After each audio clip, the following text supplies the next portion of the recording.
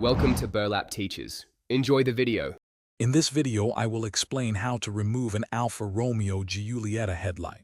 First, let's prepare.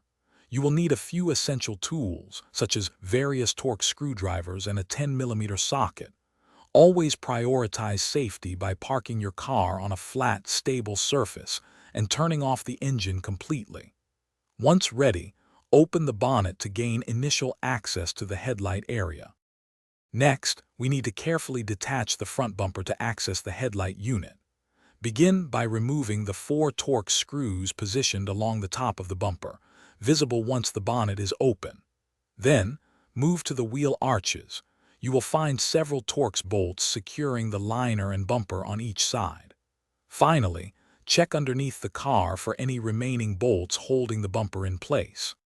With the bumper fasteners removed, you can now gently pull the bumper forward, creating enough space to work around the headlight.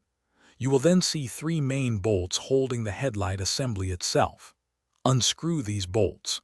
After the bolts are out, reach behind the headlight unit and carefully disconnect all the electrical connectors. These usually have clips that need to be pressed or slid. Once all connections are undone and bolts are removed, you can gently slide the headlight unit completely out of its position. Before installing a new or repaired headlight, take a moment to inspect all wiring and connectors for any signs of damage. To reinstall, simply reverse these steps, ensuring all bolts are tightened and electrical connections are secure. Test your lights before fully closing the bonnet.